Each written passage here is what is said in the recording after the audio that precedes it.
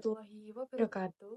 Selamat pagi, selamat siang, selamat malam bagi yang menonton video ini. Pertama-tama, perkenalkan nama saya Najwa Mai Anindita dengan NIM 2409000000125 dari kelas D. Di video ini, untuk memenuhi tugas ujian akhir semester mata kuliah Pendidikan Agama Islam 2.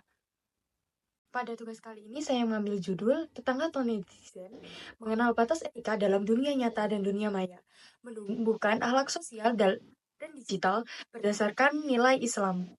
Kecanggihan teknologi dapat mempercepat komunikasi namun dapat juga memperlambat silaturahmi. Kenapa?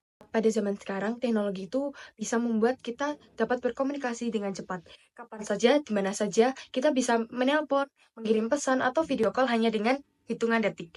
Namun, kemudahan ini dapat membuat orang itu jadi jarang bertemu secara langsung. Akibatnya, hubungan itu terasa lebih jauh, kurang hangat, dan kadang itu hanya sekedar formalitas belaka.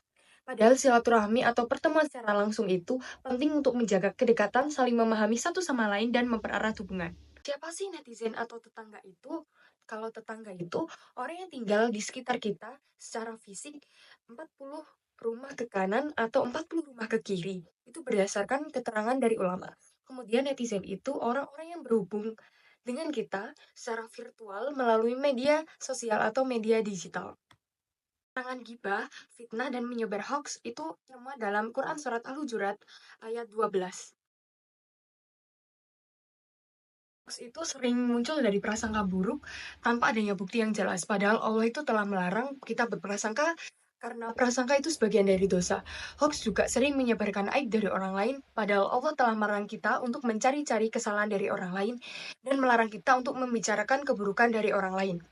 Menyebarkan hoax sama dengan buruknya dengan menggibah, karena gibah itu diibaratkan sebagai kita itu memakan bangkai saudara kita yang telah mati.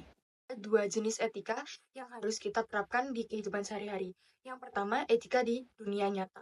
Yang pertama, kita harus menyapa tetangga dengan sopan. Yang kedua, kita harus menjaga rahasia tetangga. Yang ketiga, kita tidak mengganggu kenyamanan tetangga itu. Yang keempat, memberikan bantuan secara langsung apabila tetangga membutuhkan. Kelima adalah menghargai perbedaan. Karena kita tinggal di Indonesia yang notabene itu masyarakatnya memiliki perbedaan seperti perbedaan budaya, agama, suku, bangsa, budaya, dan yang lainnya. Yang kedua, kita harus menerapkan etika di dunia maya, seperti yang pertama, memberikan komentar positif dan yang sopan. Yang kedua, kita tidak menyebarkan aib atau konten yang pribadi, sifatnya seperti itu. Yang ketiga, kita tidak membuat konten yang menyinggung orang lain. Yang keempat, kita memberikan edukasi atau konten yang bermanfaat bagi orang lain. Yang kelima, kita tidak membuli atau menghina di media sosial. Berikut ini adalah beberapa tantangan yang ada di era digital. Ini yang pertama adalah fenomena sibuk online, cuek offline.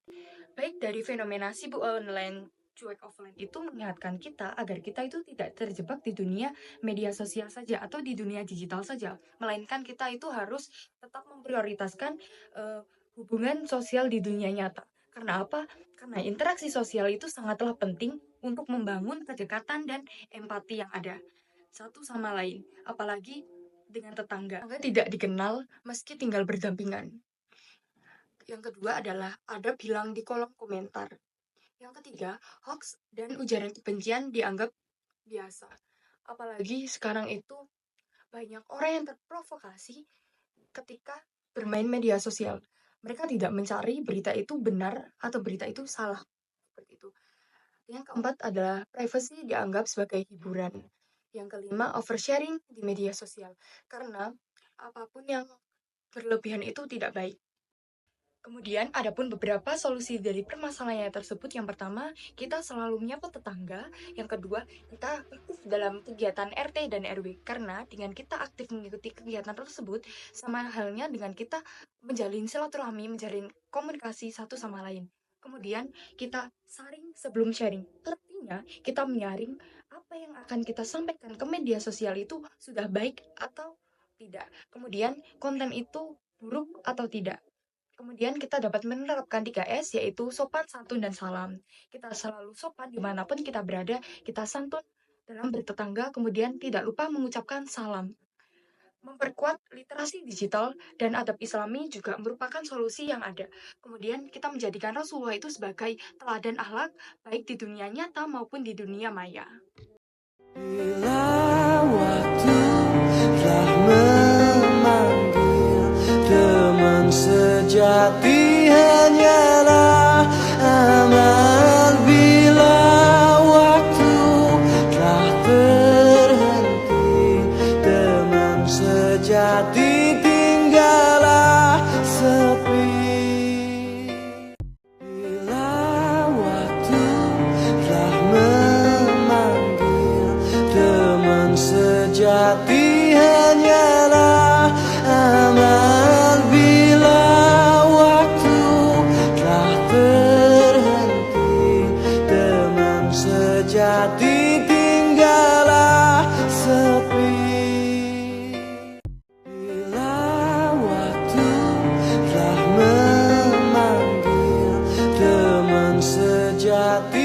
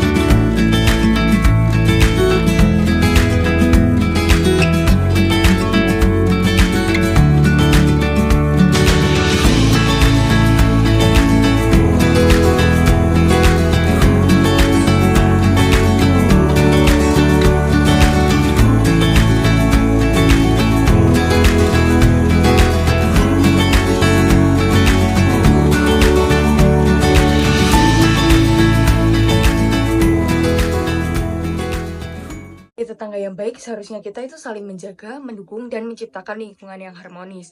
Bukan malah menambah masalah dengan berkata yang tidak tahu kebenarannya dan tidak ada manfaatnya. Jikalau ada permasalahan atau persoalan yang ada, maka harus diselesaikan dengan cara yang baik, bukan dengan cara menyebarkan berita hoax atau bergosip. Saya harap melalui video ini kita dapat mengambil pelajaran agar lebih berhati-hati dalam berbicara, mengetik, dan selalu menjaga lisan kita. Mari kita menciptakan lingkungan yang harmonis, saling menghargai, dan penuh kebahagiaan. Terima kasih. Wassalamualaikum warahmatullahi wabarakatuh.